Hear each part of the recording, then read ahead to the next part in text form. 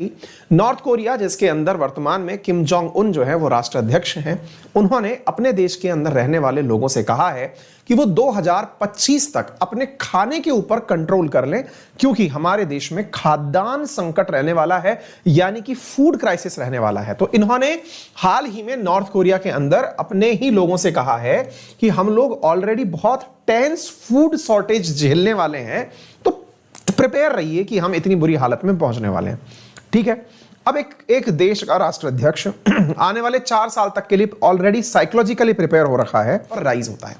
तो Kim Jong Un जो यहां के राष्ट्रपति हैं, उन्होंने सभी लोगों से कहा है कि अपने भोजन पर कंट्रोल करें। अब आप सवाल पूछेंगे, तो सर अचानक ऐसा क्या हुआ है?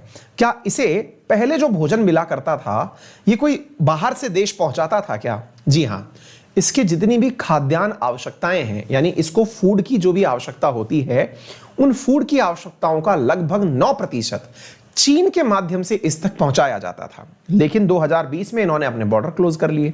ऐसी स्थिति में चीन के माध्यम से इसके पास भोजन पहुंचना हो गया बंद। दूसरा, 2019 में यहां पर आया भयंकर तूफान।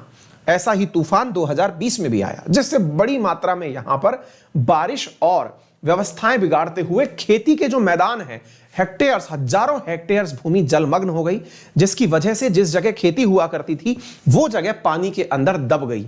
ऐसी स्थिति में वहां पर खेती लायक जगह नहीं बची। हालात ये हुए कि यहां पर जो केले हैं, यानी बनाना जो हैं, वो $45 के अंदर 1 किलो के हिसाब से बिकने लगे, यानी 3,500 रुपए किलो केले का भाव यहां पहुंच गया।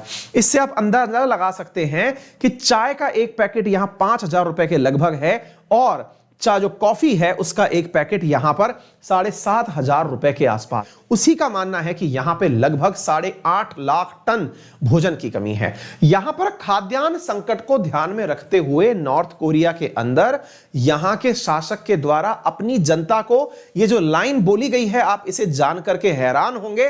कहा गया है कि फर्टिलाइजर का शॉर्टेज है। आप लोगों को फर्टिलाइजर का शॉर्टेज है, मतलब यूरिया का शॉर्टेज है।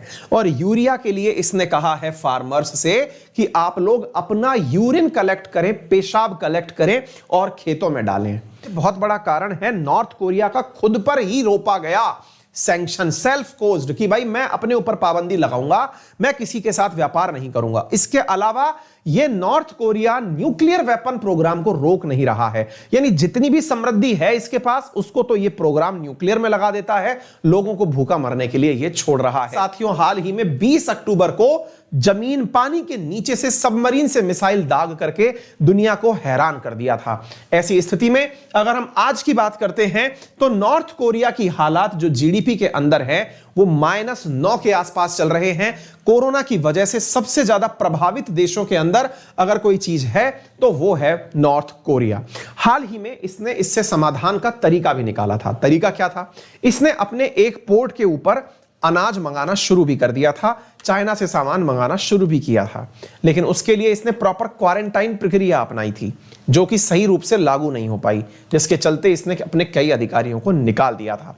तो अब तैयारी फिलहाल यह है कि 1990s में जो फेमाइन आया था, या फिर जिस प्रकार की सूखा आया था, भुखमरी आई थी, उस परिस्थिति के लिए फिर से तैयार हो रहा है नॉर्थ कोरिया। अगर हम यूएस के आंकड़ों को जाने, हमारी मतलब जो आंकड़े हैं उनके अनुसार लगभग 42% नॉर्थ कोरिया के लोग ऐसे हैं जो भूख संकट से गुजर रहे हैं।